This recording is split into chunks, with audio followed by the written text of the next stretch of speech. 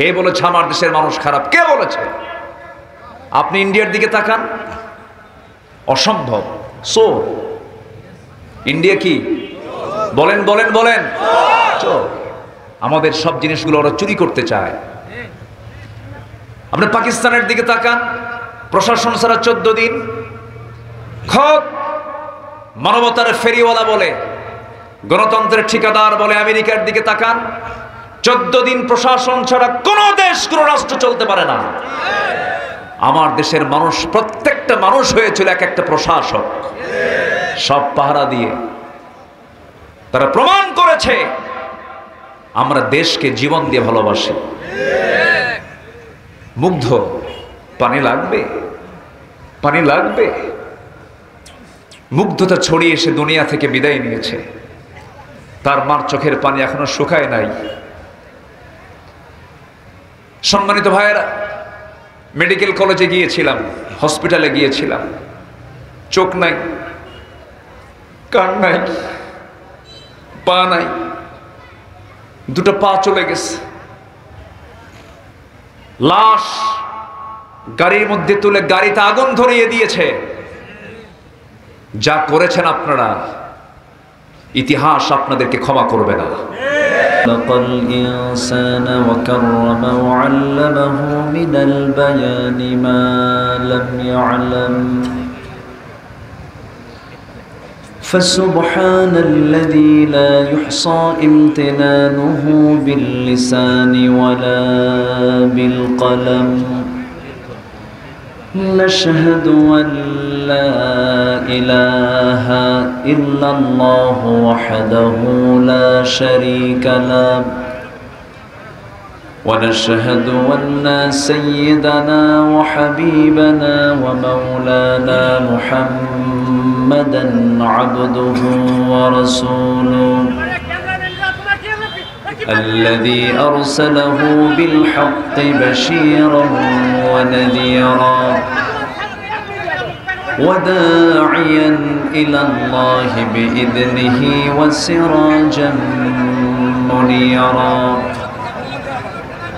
فقد قال الله تعالى في كلامه المجيد وفرقانه الحميد أعوذ بالله من الشيطان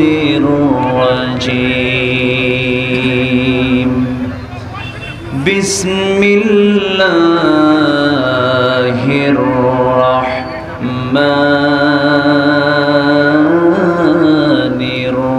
الرحيم هو الذي أرسل رسوله بالهدى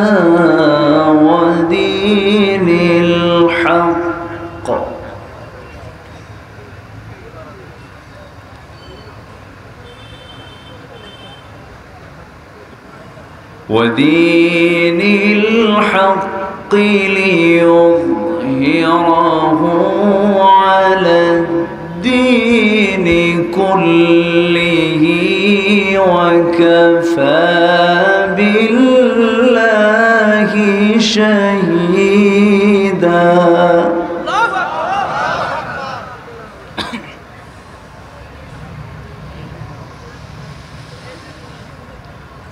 محمد رسول الله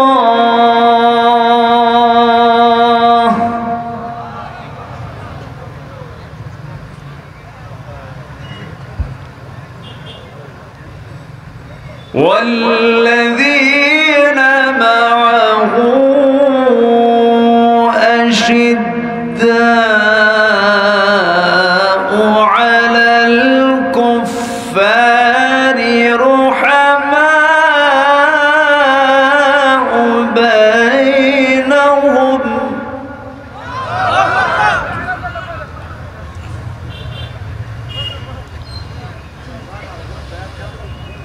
ركعا سجدا يبتغون فضلا من الله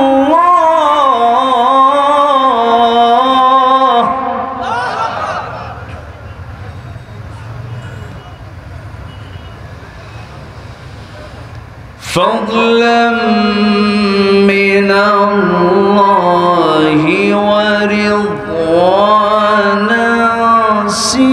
سيماهم في وجوههم من أثر السجود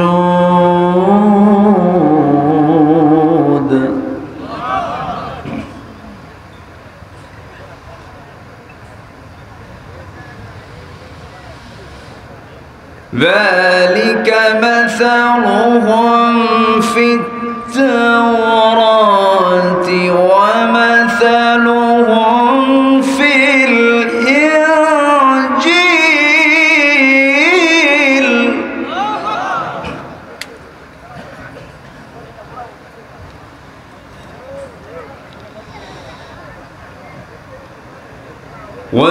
ومثلهم في الإنجيل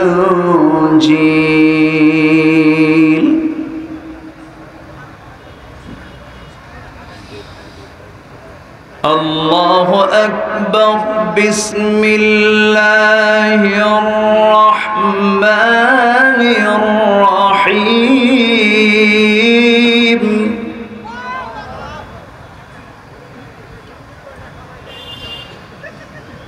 إن الله وملائكته يصلون على النبي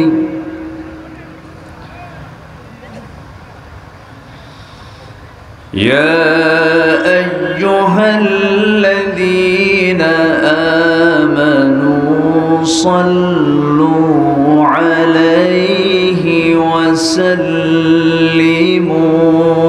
تسليما اللهم দিল খোলা সালাম আসসালামু আলাইকুম ওয়া রাহমাতুল্লাহি ওয়া বারাকাতুহু। সালামের জবাবটা দুর্বল মনে হলো, দুর্বল হলে তো চলবে না, টিকে থাকতে হবে। আসসালামু আলাইকুম ওয়া রাহমাতুল্লাহ। সবাই কেমন আছেন? আমাকে প্রশ্ন করলেন আপনি ভালো আমি খারাপ থাকবো নাকি? আল্লাহ তাআলা আমাকে আপনার কাতারেই রেখেছেন, বলি আলহামদুলিল্লাহ। 17টি বছর পার করেছি, একটু নিঃশ্বাস ফেলতে পারছি। এমন কোনো রাত নেই যে রাতে পরিবার থেকে বিদায় নেওয়া লাগতো না। বলতাম যাচ্ছি, ফেরত আসে কিনা আল্লাহ জানে। অনেক অস্ত্রের মুখোমুখি হয়েছি। মাহফিল শেষে আমাকে ডিবি টোটাল ঘেরাও করে ধরে নিয়ে চলে গেছে। এরকম বহু ঘটনা জীবনে ঘটেছে যা মঞ্চে কখনো উপস্থাপন করার সুযোগ পাইনি। আজকে হালকা একটু বলতে চাচ্ছি। কারো কোনো সমস্যা নাই তো? আসার সুযোগ দিয়েছেন কে? সে আল্লাহর শানে বলছি আলহামদুলিল্লাহ। চিৎকার মেরে বলছি আল্লাহুম্মা ইন্নী আসআলুকা আল হুদা ওয়াত তুকা ওয়াল আফাফা ওয়াল গিনা। সবাই বলি আল্লাহুম্মা লাকা আসলামতু ওয়া বিকা আমানতু। আমরা সোজা আলোচনার দিকে চলে যাচ্ছি। সম্মানিত ভাইয়েরা, আয়না ঘর চিনেন তো সবাই? কি চিনছেন? কখন? 5 আগস্টের আগে না পরে? আমি নিজে গিয়েছিলাম, দেখেছি। এবং দুজন ব্যারিস্টার আরমান এবং ব্রিগেডিয়ার জেনারেল আব্দুল্লাহিল আমান আজমি, দুজনের সঙ্গে লম্বা সময় কথা বলে অনেক তথ্য নিয়েছি। কথাগুলো শোনাবো, রাজি আছেন তো ইনশাআল্লাহ? সম্মানিত ভাইয়েরা, সকল স্বাধীনতা নিশ্চিত করার আগে জাতিকে দিতে হবে কথা বলার স্বাধীনতা। 17টি বছর 18 কোটি মানুষের কথা বলার স্বাধীনতাকে তারা হরণ করেছিল। আমি আজকে এই মঞ্চের পাশে দিয়ে যখন আসতেছিলাম, আমার ড্রাইভারকে বলতেছি, দেখেন বক্তার কথা বলার জন্য গায়ে গলার যে জোরটা দেখেন, এই শক্তি তারা কুক্ষিগত করার চেষ্টা করেছিল, কিন্তু ফেরাউনরা পারেনি। এরা কি পারবে? পেরেছে? এখান থেকে প্রমাণিত হচ্ছে আল্লাহ ছিলেন, আছেন, বলেন ছিলেন, আছেন, থাকবে, কোনো সন্দেহ নাই। কোন দিক দিয়ে কি হলো, কি হয়ে গেল, কিন্তু কোন দিক দিয়ে কিছু হয় নাই, হকের বিজয় হয়েছে। বিজয় কে দিয়েছেন? জা আল হক ওয়া যাহাকাল বাতিল ইন্নাল বাতিলা কানা যাহুকা। জয়পুরহাট, যার জেলার নাম হলো জয় দিয়ে শুরু, কোনো পরাজয় নেই, বলেন আলহামদুলিল্লাহ। জেলার নাম কি? কোনো পরাজয় নাই তো।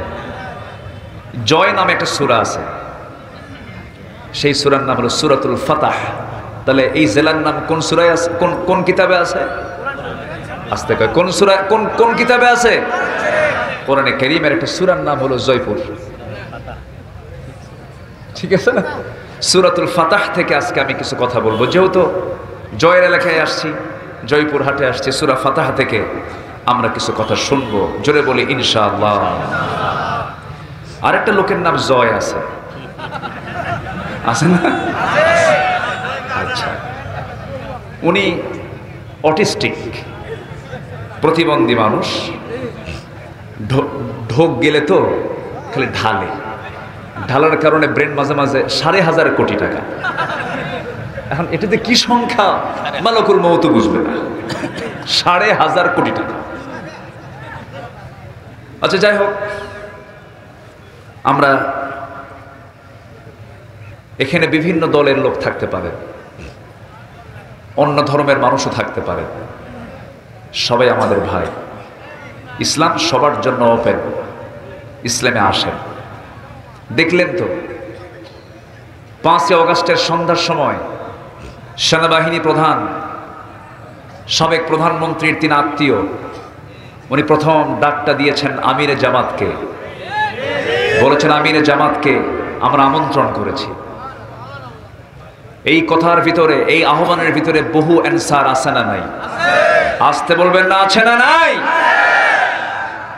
এখান থেকে বেশি দূরে নয়, রংপুরের পীরগঞ্জে শাহাদত বরণ করেছে শহীদ আবু সাইদ। মুখে দাড়ি, ইংলিশের ছাত্র। কিসের ছাত্র? ইংরেজিতে অনার্স, দুর্বল ছাত্র, একটা ইউনিভার্সিটির ছাত্র। সে 5 ওয়াক্ত নামাজি, শপথের কর্মী। বুঝে নেন, বোঝা যায়, কথা বোঝা যায়। আমাদের কণ্ঠরোধ করার জন্য বহু চেষ্টা করা হয়েছে, আমরা হক কথা থেকে এক চুল পরিমাণ নড়িনি।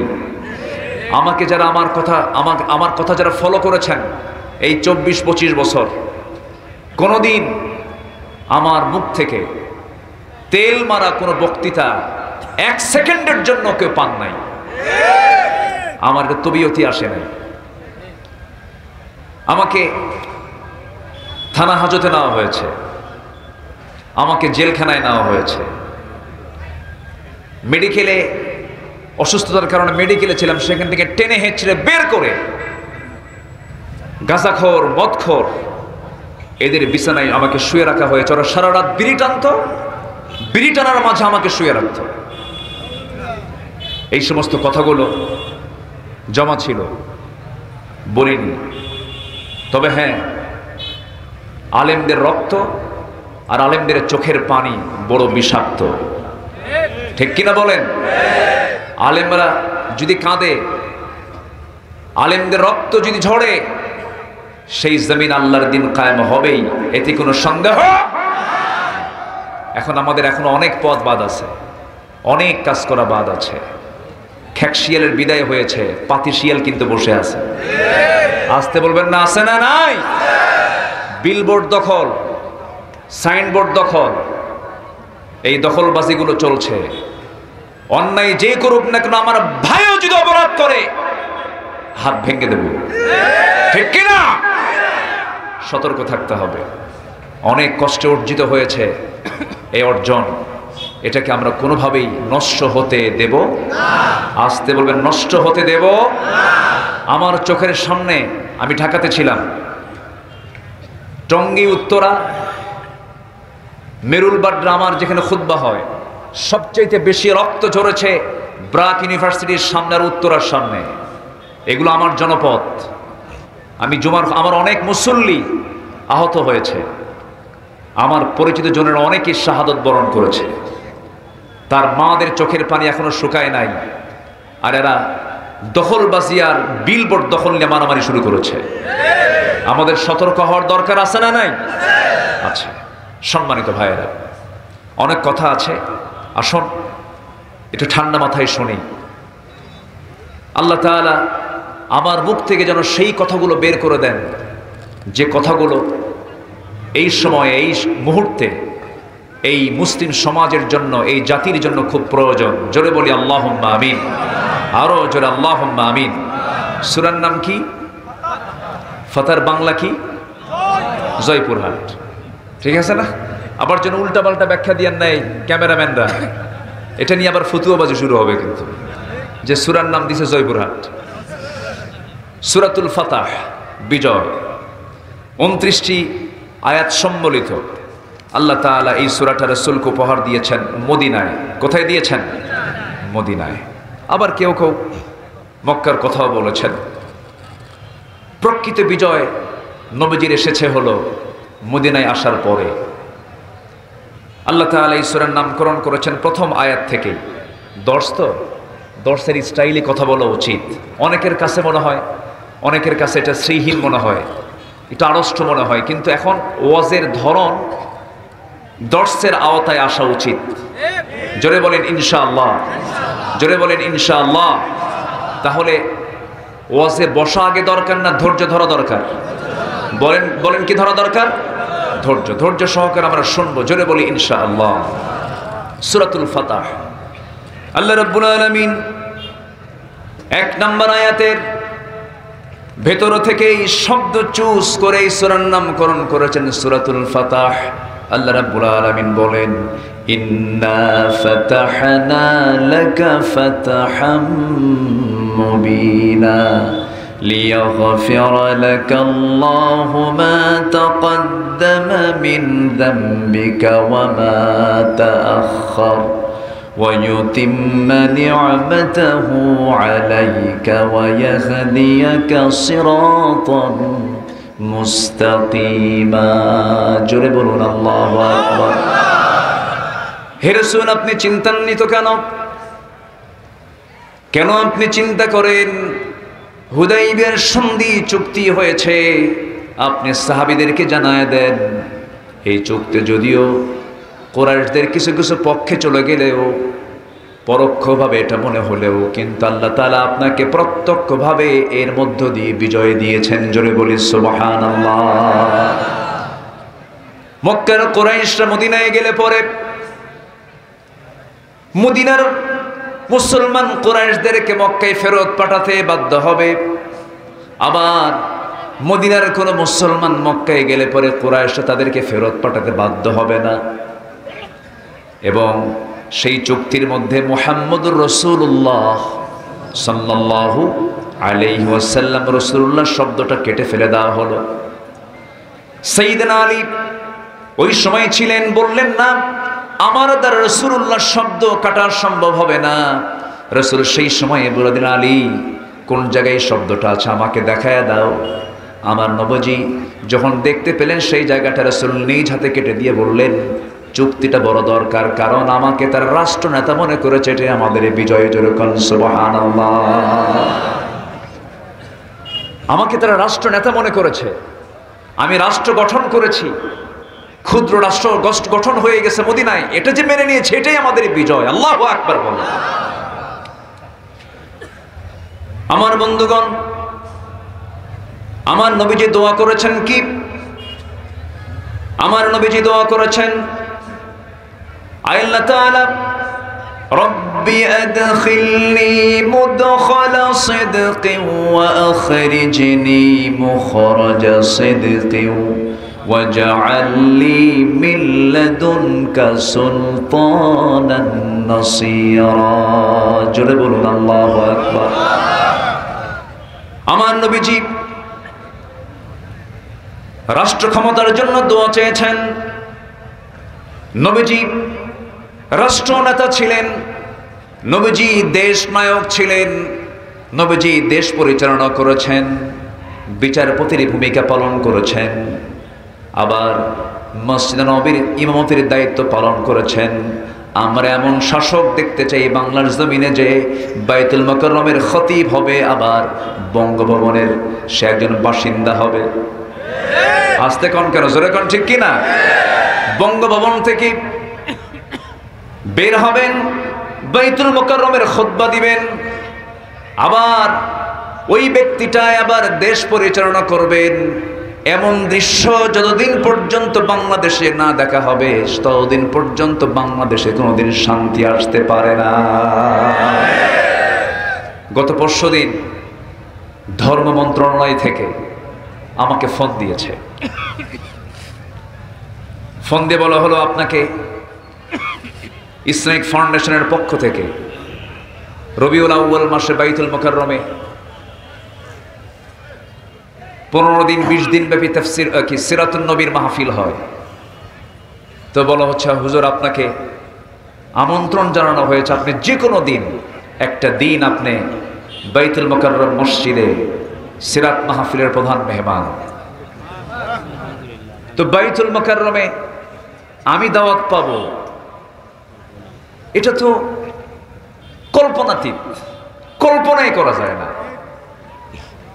বহু কামিল মাদ্রাসার প্রিন্সিপালরা মাহফিল করতে আমাদেরকে নেওয়ার সাহস পেত না।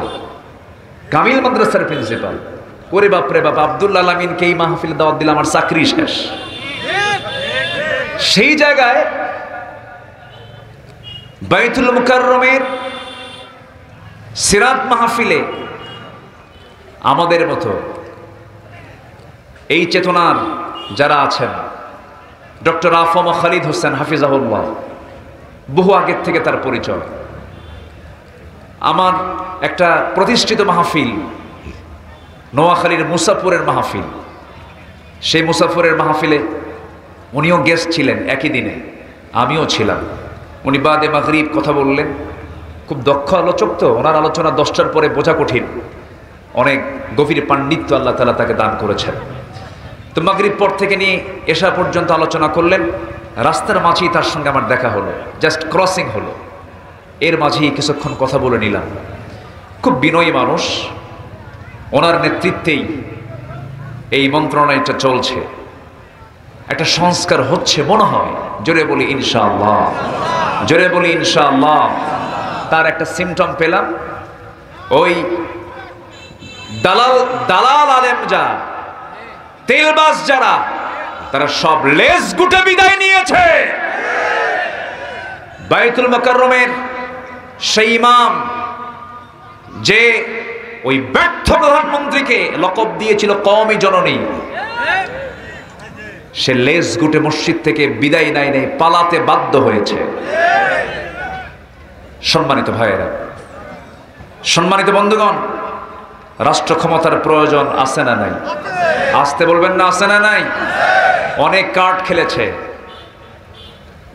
আনসাররে লেলিয়ে দিয়েছিল, রিক্সা বাহিনীকে লেলিয়ে দিয়েছিল, শ্রমিকদেরকে লেলিয়ে দিয়েছিল, নিজেরা মন্দিরে হামলা করে সংখ্যালঘুর কার্ড খেলতে চেয়েছিল, কোন কার্ড কাজে লাগে নাই, লাগবে না। কারণ জনগণ ওদের সব ষড়যন্ত্র বুঝতে পেরেছে। জনগণ হয়ে গেছে এক একজন প্রশাসক। জোরে বলি আলহামদুলিল্লাহ। যে জাতি 10 দিনের মতো, প্রায় 10 দিন 2 সপ্তাহের মতো থানায় কোনো প্রশাসন নাই, থানায় কোনো প্রশাসন নাই, 14 দিন প্রায় প্রশাসন ছাড়া একটা দেশ চলতে পারে, এক বিরল দৃষ্টান্ত হলো বাংলাদেশের মানুষরা। কে বলেছে আমার দেশের মানুষ খারাপ? কে বলেছে? আপনি ইন্ডিয়ার দিকে তাকান, অসম্ভব চোর। ইন্ডিয়া কি? বলেন বলেন বলেন, চোর। আমাদের সব জিনিসগুলো ওরা চুরি করতে চায়। আপনি পাকিস্তানের দিকে তাকান, প্রশাসন ছাড়া 14 দিন। খোদ মানবতার ফেরিওয়ালা বলে, গণতন্ত্রের ঠিকাদার বলে আমেরিকার দিকে তাকান, 14 দিন প্রশাসন ছাড়া কোনো দেশ, কোনো রাষ্ট্র চলতে পারে না। আমার দেশের মানুষ, প্রত্যেকটা মানুষ হয়েছিল এক একটা প্রশাসক, সব পাহারা দিয়ে। তারা প্রমাণ করেছে আমরা দেশকে জীবন দিয়ে ভালোবাসি। মুগ্ধ, পানি লাগবে, পানি লাগবে। মুগ্ধতা ছড়িয়ে এসে দুনিয়া থেকে বিদায় নিয়েছে। তার মার চোখের পানি এখনো শুকায় নাই।